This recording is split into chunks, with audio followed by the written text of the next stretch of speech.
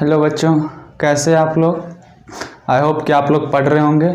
और दूसरी बात कि आप लोग लॉकडाउन का पालन जरूर कर रहे होंगे, घर से बाहर नहीं निकल रहे होंगे। ठीक है, हम ये आशा करते हैं कि आप ये सब काम आप कर रहे होंगे।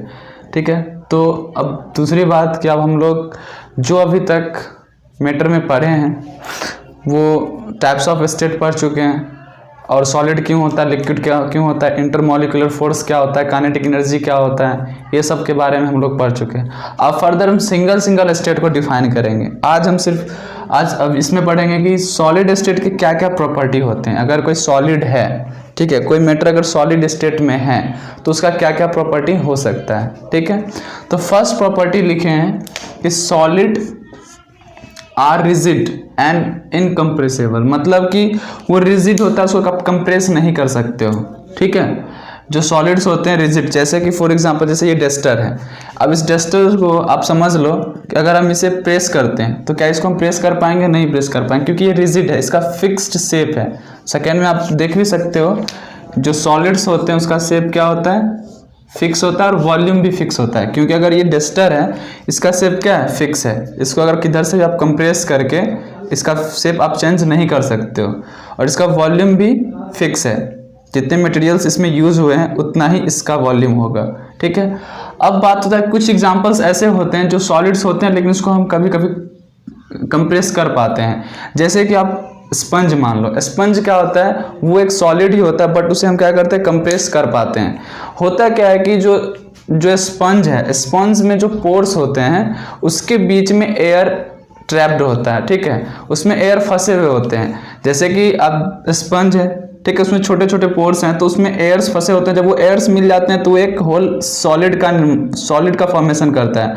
बट उस पोर्स के कारण जब हम उस स्पंज को प्रेस करते हैं तो वो एयर उस पोर्स से होके निकल लेता है। तो इसलिए कुछ सॉलिड्स ऐसे होते हैं जिसको मतलब कुछ एक्सेप्शन तो हर एक चीज़ में होता है। केमिस्ट्री पढ़ रहे हो तो एक्सेप्शन आपको यहाँ देखना पड़ेगा। ठीक है, जिस तरह से स्पंज होते हैं वो ऐसे सॉलिड होते हैं जिसको आप कंप्रेस कर पाओगे, लेकिन 99.9% सॉलिड ऐसे होते हैं जिसको आप कंप्रेस नहीं कर सकते, वो रिजिड होते हैं। ठीक है, तो अब थर्ड पे आते हैं। थर्ड में आप देख सकते हैं कह रहा है कि solid in general have higher density. ठीक है, हायर डेंसिटी होता है, हायर डेंसिटी का मतलब है मास पर यूनिट वॉल्यूम। ठीक है, क्योंकि हमें पता है कि जो सॉलिड्स होते हैं उसके मॉलिक्यूल्स कितने होते हैं, नज़दीक होते हैं। अगर आप मान लो इतना दूर का वॉल्यूम का बात करें तो इसमें मास क्या बहुत होगा। ठीक है, अकॉर्डिंग तो अगर हम इससे कंपेयर करते हैं, लिक्विड और गैस से कंपेयर करते हैं। ठीक है, लिक्विड में क्या होते हैं, अगर मान लो हम एक लिक्विड का देख लेते हैं, इस तरह से मॉलिक्यूल्स हैं। ठीक है, अब देखो इसका पोर्शन लिए तो मॉलिक्यूल्स क्या होंगे, अब यही पोर्शन हम लेते हैं तो इसमें सिर्फ बहुत कम ही मॉलिक्यूल्स इसके अंदर आ पाए। ठीक है, तो यही होता है डेंसिटी, तो इसका डेंसिटी हाई होता है। ठीक है, तो आपको ध्यान में रखना है कि सॉलिड का इन जनरल, ठीक है, जो डेंसिटी होता है वो बहुत ही ज़्यादा होता है, और डेंसिटी जो होता है मास पर यूनिट वॉल्यूम होता है। ठीक है, यानी कि एक यूनिट वॉल्यूम में कितना मास उसमें है उसी को बोलते हैं डेंसिटी। ठीक है, अब फोर्थ है जो कि हम पहले से बताते आ चुके हैं कि जो सॉलिड होते हैं इसका intermolecular force, that means attraction force between two particles in solid, वो क्या होते हैं, बहुत ही स्ट्रांग होते हैं। ये ध्यान में रखना है। स्ट्रांग क्यों होते हैं कि इनके बीच जो मॉलिक्यूल्स होते हैं सॉलिड्स में उसके बीच का डिस्टेंस बहुत ही कम होता है। ठीक है, जिसके कारण इसका अट्रैक्शन फोर्स होता है, अट्रैक्शन फोर्स बिटवीन पार्टिकल्स बोलो या फिर मॉलिक्यूल्स बोलो, बहुत ज़्यादा होता है, जिसके कारण हम बोल सकते हैं कि इंटरमॉलिक्यूलर फोर्स। ठीक है, यानी कि दो मॉलिक्यूल्स के बीच का जो फोर्स होता है इसका स्ट्रांग होता है, बिकॉज इसके बीच का डिस्टेंस ज़्यादा होता है। ये क्लोजली पैक होते हैं, इतने क्लोजली पैक होते हैं कि ये एक दूसरे को ब्रेक नहीं कर पाते हैं, बिकॉज क्योंकि इसके अंदर इंटरमॉलिक्यूलर फोर्स बहुत ज़्यादा होता है। फिफ्थ पॉइंट हम बता रहे हैं कि द पार्टिकल्स इन सॉलिड्स, ठीक है, possess very light kinetic energy. ठीक है, इसमें जो पार्टिकल्स होते हैं इसके पास ज़्यादा काइनेटिक एनर्जी नहीं होते हैं। क्यों, क्योंकि इंटरमॉलिक्यूलर फोर्स क्या है, ज़्यादा है। काइनेटिक एनर्जी दैट मीन्स कि मूवेबल्स कंडीशन, यानी कि अगर ये ज़्यादा मूव नहीं कर पाएंगे, ठीक है। अगर मान लो ये भी एक सॉलिड है, इसके अगर मॉलिक्यूल्स या फिर इसके पार्टिकल्स अगर मूव किए होते तो ये इस तरह से रिजिड नहीं होता, ये थोड़ा आगे बढ़ जाता या थोड़ा छोटा हो जाता, इस तरह से होते रहता। बट इसका क्या है, इसके पार्टिकल्स क्या है, रिजिड है। दैट मीन्स ये मूव नहीं कर पा रहे। मूव नहीं कर पा रहे इसका मतलब है कि इसका काइनेटिक एनर्जी बहुत ही लाइट है, यानी कि कम है। कम क्यों है, क्योंकि इसके पार्टिकल्स के बीच के जो मॉलिक्यूलर डिस्टेंस होता है, यानी कि जो मॉलिक्यूल्स के बीच का डिस्टेंस होता है वो कम होता है, और कम होता है दैट मीन्स इसका इंटरमॉलिक्यूलर फोर्स ज़्यादा होता है, जो इस दो मॉलिक्यूल्स को पकड़ के अच्छे से रखे हुए होता है, ठीक है। तो ये 5th पॉइंट हो गया। फिर आते हैं 6th point, diffusion of a solids in another solid. Diffusion के बारे में हम आपको बताएं, डिफ्यूजन का मतलब क्या होता है, इंटरमिक्सिंग ऑफ टू मैटर्स। जब दो मैटर्स को हम इंटरमिक्स करते हैं तो उस प्रोसेस को बोलते हैं डिफ्यूजन। तो उसी तरह से डिफ्यूजन कहता है कि diffusion of a solid another solid, जब दो सॉलिड को आप मिक्स करते हो, इंटरमिक्सिंग करते हो, that's process is called diffusion, ठीक है।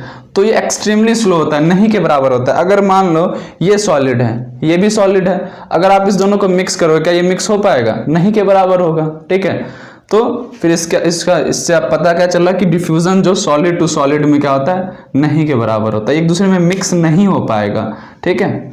क्यों नहीं मिक्स हो पाएगा, क्योंकि ना इसके मॉलिक्यूल्स के बीच में कोई गैप है और ना ही इसके मॉलिक्यूल्स के बीच में गैप है ताकि दोनों मिक्स हो पाए, क्योंकि मॉलिक्यूलर डिस्टेंस दोनों में है ही नहीं, बहुत कम होता है, जिसके कारण इसका मॉलिक्यूल्स ना इसमें जा पाता है ना इसका मॉलिक्यूल्स इसमें जा पाएगा, जिसके कारण ये डिफ्यूजन, यहाँ पे डिफ्यूजन प्रोसेस जो बहुत ही स्लो होता है, एक्सट्रीमली स्लो होता है।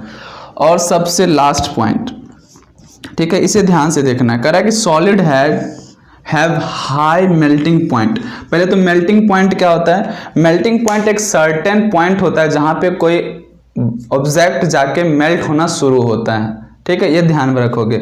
मेल्टिंग पॉइंट एक सर्टेन पॉइंट है जहां पे कोई ऑब्जेक्ट, मिनिमम पॉइंट जहां पे वो मेल्ट होना शुरू होता है। फॉर एग्जांपल, पहले इसके बारे में समझते हैं। जैसे कि आप किसी वाटर को आप बॉयल करते हो तो 100 डिग्री सेल्सियस पे मिनिमम 100 डिग्री सेल्सियस पे जाता है तो इवेपोरेशन उसका शुरू हो जाता है, तो वही मिनिमम पॉइंट है इवेपोरेशन का।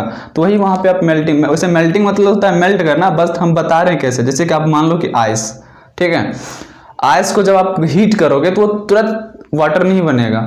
क्या होता है कि धीरे धीरे उसका टेम्परेचर हम बढ़ाते चलते हैं तो वो धीरे धीरे वो, ऐसा कभी देखो कि आइस को मेल्ट करना था, टेम्परेचर बढ़ाना शुरू किया तो तुरंत वाटर बन जाता है, नहीं, वो आराम आराम से बनता है। दैट मीन्स कि वो टेम्परेचर जैसे जैसे बढ़ता जाता है तब जाके वो मेल्ट होना शुरू होता है।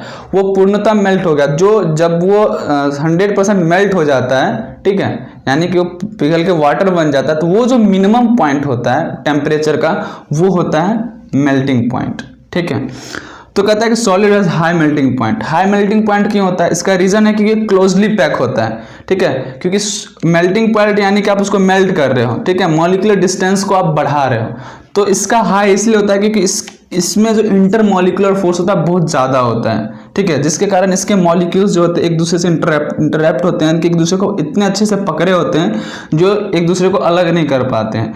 बट हम इसका टेम्परेचर इतना हाई कर देंगे कि ये एक दूसरे को अलग कर सकते हैं। जैसे कि इसे ही ले लो, प्लास्टिक है, ये सॉलिड है, ठीक है, बट क्या है कि अगर हम इसे टेम्परेचर, अब क्या है कि एक आप बर्नर पे रख दो, उसको हीट करना शुरू करो, जब आप इसे हीट करोगे तो ये पिघलना शुरू नहीं होगा उस समय, जिस समय आप इसको स्टार्ट किए हो। क्या करते हैं, बर्नर का टेम्परेचर यानी जिससे हम इसे जला रहे हैं उसका टेम्परेचर बढ़ाना शुरू करते हैं। एक सर्टेन टाइम में क्या होता है कि ये पिघल जाता है, ठीक है, तो वो जो मिनिमम पॉइंट होता है वही होता है मेल्टिंग पॉइंट।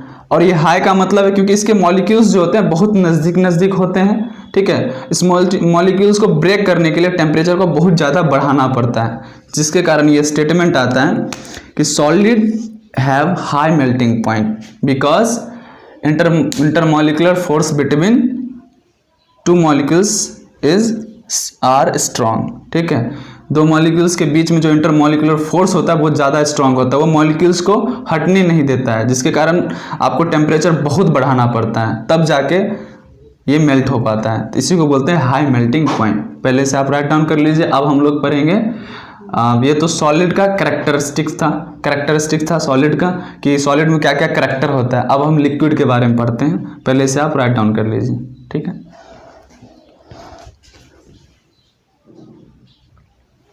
चलो अब सॉलिड के बारे में, सॉलिड का प्रॉपर्टीज दैट मीन्स कैरेक्टर्स देख चुके हैं।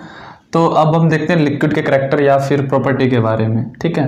अब कहते हैं फर्स्ट प्रॉपर्टी क्या कहती है कि liquid have no fixed shape. Liquid का कोई शेप नहीं होता है, ये आपको अच्छे से पता है। लिक्विड सबसे बेहतरीन उदाहरण है वाटर। वाटर को आप ग्लास में रखो, उस ग्लास का शेप का हो जाता है, ठीक है। थाली में रखो, थाली के शेप का हो जाता है। जग में रखोगे, जग का शेप हो जाता है। जैसा उसको शेप मिलता है वो लिक्विड का शेप उसी तरह से हो जाता है। तो यहाँ से आप जान सकते हो। बट इसका जो डेंसिटी वॉल्यूम जो होता है वो डिफाइन होता है, ठीक है। जैसे कि लिक्विड में सॉलिड में क्या होता था, शेप और वॉल्यूम दोनों डिफाइन होता था। बट यहाँ पे शेप डिफाइन नहीं होता है, बट वॉल्यूम डिफाइन होता है। क्योंकि अगर 1 लीटर वाटर है तो हम उसको 1 लीटर ही वाटर बोलेंगे ना, उसको 2 लीटर वाटर थोड़ी बोल सकते हैं, यानी फिक्स्ड रहता है। अगर मान लो एक ग्लास में 1/2 लीटर ऑफ वाटर है तो इसका मतलब है कि उसका वॉल्यूम 1/2 लीटर फिक्स है उस लिक्विड का, ठीक। उसी तरह से third, liquids have lower density than solid. इसका डेंसिटी कम होता है एज रिस्पेक्ट सॉलिड्स। क्यों? क्योंकि डेंसिटी क्या होता है, मास पर यूनिट वॉल्यूम, ठीक है। वॉल्यूम अगर मान लो हम ये आपका हो गया फॉर एग्जांपल, ये लिक्विड का एक लिक्विड जिसके ये मॉलिक्यूल्स दिख रहे होंगे आपको। अगर हम इतना लेते, इतना वॉल्यूम का हम बात करते हैं, तो इसमें क्या है कि बहुत कम मॉलिक्यूल्स हैं। दैट मीन्स कि इसका डेंसिटी कम होगा। क्योंकि डेंसिटी किस पे डिपेंड करता है कि आप कितना वॉल्यूम ले रहे हो और उसमें उस वॉल्यूम का कितना मास है, ठीक है। बट अगर यही सॉलिड होता तो यहाँ भी मॉलिक्यूल्स होते हैं, यहाँ भी होते हैं, बहुत सारे मॉलिक्यूल्स होते हैं, तो उसमें मास क्या होता है, ज़्यादा। इसलिए यहाँ पे कंपेयर किया गया है सॉलिड से, ठीक है।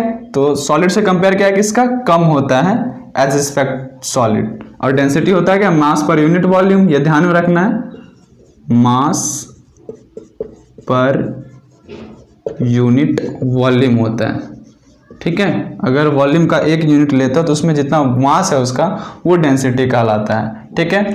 फोर्थ पॉइंट है intermolecular forces in liquid are weak than this in solids. Solid से कम होता है क्योंकि सॉलिड्स में डिस्टेंस बहुत कम होते हैं, तो उसमें इंटरमॉलिक्यूलर फोर्सेस ज़्यादा होते हैं। और इसमें मॉलिक्यूल्स के बीच में डिस्टेंस थोड़ा उस सॉलिड्स के रिस्पेक्ट में ज़्यादा होता है डिस्टेंस, जिसका मतलब है इसका इंटरमॉलिक्यूलर फोर्स जो होता है वो सॉलिड के रिस्पेक्ट में कम होता है, ठीक है।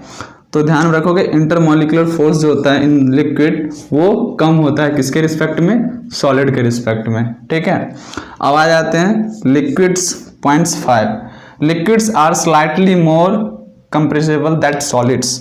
इसको आप कंप्रेस कर सकते हो, वाटर ले लो, ऑयल ले लो, ठीक है। क्योंकि इसके कंप्रेस करने का मतलब है कि इसमें मॉलिक्यूल्स जो होते हैं वो ज़्यादा नज़दीक नहीं होते हैं, यानी कि इसमें डिस्टेंस होता है, ठीक है। करने का मतलब है अगर डिस्टेंस है तो आप कंप्रेस करो तो क्या वो मूव करेगा, ठीक है।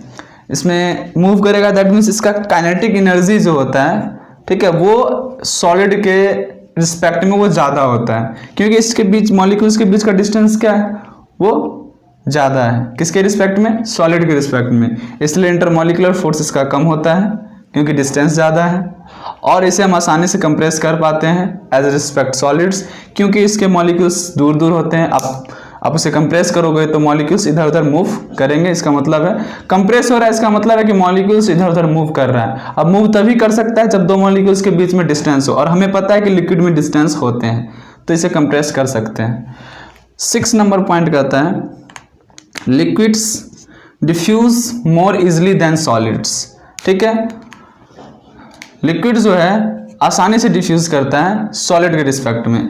फॉर एग्जांपल, सबसे मस्त एग्जांपल जो घर में रोज होता है, ठीक है, गर्मी के मौसम में आप अगर शरबत बनाते हो तो आप देखते हो शुगर दैट मीन्स चीनी, वो सॉलिड है। उसे आप क्या करते हो, डिजोल्व करते हो किसमें, वाटर में, शरबत बनाने के लिए। तो चीनी का आसानी से घुल जाता है, ठीक है। इसका मतलब है कि वो कहाँ पे घुल गया, ऐसे गायब थोड़ी हो जाता है। वो लिक्विड के जो मॉलिक्यूल्स होते हैं उसके बीच में डिस्टेंस होता है, उसमें जाके इंटरेक्ट हो जाता है, वो जाके वहाँ फंस जाता है, ठीक है। तो हम कह सकते हैं कि इसमें डिफ्यूजन इजिली होता है। क्यों? क्योंकि इसमें भी वही रीज़न बोलेंगे कि मॉलिक्यूल्स के बीच में डिस्टेंस ज़्यादा होता है, जिसके कारण इसमें डिफ्यूजन आसानी से होता है एज रिस्पेक्ट सॉलिड। क्योंकि सॉलिड में इंटरमॉलिक्यूलर डिस्टेंस ज़्यादा नहीं होता है, तो उसमें डिफ्यूजन नहीं के बराबर होता है। और last point, liquids flow from higher level to lower level, ये बताने की ज़रूरत नहीं है क्योंकि सबको पता है, ठीक है, कि पानी जो है ऊपर से नीचे ही आएगा। अगर आप ऐसा देखे हो कि ज़मीन मान लो कि स्लांट हाईटेक होता है, ठीक है, जैसे कि सीढ़ी है, सीढ़ी जैसे कि फॉर एग्जांपल इस तरह से सीढ़ी है, ठीक है। अगर हम वाटर यहाँ देते हैं तो ये नीचे आता है। कभी देखते हो कि यहाँ पे वाटर डाला रहता है तो ये ऊपर चढ़ जाए, ऐसा तो नहीं होता है, ठीक है। ये हायर लेवल हो गया, ये लोअर लेवल हो गया। तो वाटर जो होता है वो हायर से लो ही जाएगा, ठीक है, क्योंकि इसे मूवमेंट होने के लिए कुछ ना कुछ इंक्लाइनेशन चाहिए। कोई भी ऑब्जेक्ट मूव तभी कर सकता है जब उस पर कुछ फोर्स अप्लाई हो। तो हम थोड़ा सा आगे जाना चाहते हैं। अब जैसे कि मान लो कि ये वाटर है, अब ये होता है ना mg का एक कंपोनेंट होता है इधर, वो फोर्स अप्लाई करता है जिसके कारण ये वाटर जो होता है नीचे आता है, जिसको बोलते हैं mg sin थीटा। ये आगे पढ़ेंगे आप लोग 11th या 12th में जाओगे तब, ठीक है। तो कहोगे सर ये मूव क्यों करता है, तो ये जो होता है ग्रेविटेशनल फोर्स, इसका एक कंपोनेंट होता है mg sin थीटा जो इसे मूव करवाता है, ठीक है। ऐसे थोड़े जादू हो जाता है जो मूव कर देगा, नहीं, वो ग्रेविटेशनल फोर्स का एक कंपोनेंट होता है जो उस स्लांट हाइट यानी कि इंक्लाइनेशन के तरफ लगता है जिसके कारण वो नीचे आता है, ठीक है। अब कहोगे सर नीचे से ऊपर इसलिए नहीं जाता है क्योंकि इसका कोई कंपोनेंट, ये नीचे अगर mg है तो इसका कोई कंपोनेंट नहीं है, ठीक है, जिसके कारण नीचे से ऊपर नहीं जाएगा। क्योंकि हमें पता है कि कोई बॉडी है जो लिक्विड, एक तरह से उसको हम ऑब्जेक्ट मान सकते हैं, ठीक है। उसको मूव करने के लिए कुछ ना कुछ फोर्स की, हर एक ऑब्जेक्ट को मूव करने की कुछ ना कुछ फोर्स की जरूरत होती है, ठीक है। इसका मतलब ये है कि लिक्विड हायर लेवल से लोअर लेवल तक जा रहा है। इसका मतलब ये नहीं कि आसानी से चला जाएगा। तो ये जाता कैसे है, तो ये यही होता है, रीजन यही है कि ग्रेविटेशनल फोर्स का एक कंपोनेंट होता है जो उस लिक्विड पे हायर लेवल पे लगता है जिसको वो नीचे मूव करवाता है, ठीक है। कोई जादू वाला बात नहीं है यहाँ पे, ये सब आगे देखेंगे। तो अब सबसे बड़ी कॉमन चीज इसमें देखे होंगे आप कि सबसे कॉमन है इसमें दो चीज, वही फैक्टर इंटरमॉलिक्यूलर डिस्टेंस, ठीक है, दैट मीन्स इंटरमॉलिक्यूलर फोर्स, ठीक है। यानी कि दो मॉलिक्यूल्स के बीच में फोर्स अगर ज़्यादा है तो वो इस तरह से उसका कैरेक्टर हो जाता है, ठीक है। क्योंकि सबसे बेसिक फंडा वही है, intermolecular force and kinetic energy, यानी कि उसको मूव कर रहा है, ठीक है। तो यहाँ तक आज हम रहने देते हैं, फिर आगे गैसेस स्टेट के बारे में पढ़ेंगे, ठीक है। थोड़ा थोड़ा करके पढ़ेंगे तो आसानी से हम उसको समझ पाएंगे, ठीक है। इसे पढ़िए, फिर से समझिए, ठीक है। एक बार समझ में नहीं आया तो दोबारा वीडियो देखिए, पक्का क्लियर होगा, 100% क्लियर होगा अगर आप ईमानदारी से वीडियो देख रहे होंगे। तो ये नहीं कि वीडियो चला के छोड़ दिया, इधर काम कर रहे हैं तो फिर कुछ समझ नहीं। इससे अच्छा है कि आप पहले अपना खुद काम कर लें फिर जाके वीडियो देखें, ठीक है। तो अगर वीडियो अच्छा लगे तो लाइक ज़रूर कीजिए और ज़्यादा से ज़्यादा शेयर कीजिए। और शेयरिंग इसलिए ज़रूरत है क्योंकि हम बार बार कहते हैं कि अभी लॉकडाउन का समय है, बच्चे ना स्कूल जा पा रहे हैं ना कोचिंग कर पा रहे हैं, तो उन तक वीडियो पहुंचे और वो पढ़ सके। ये आपका काम है कि आप वीडियो शेयर करें और चैनल को सब्सक्राइब ज़रूर कर लें। सब्सक्रिप्शन के बाद बेल आइकन को प्रेस करें ताकि अगर हम नया वीडियो अपलोड करें तो आपको फर्स्ट नोटिफिकेशन आपके पास जाए और फर्दर आप एक नया वीडियो देख पाएँ, ठीक है। तो वीडियो देखने के लिए बहुत बहुत धन्यवाद।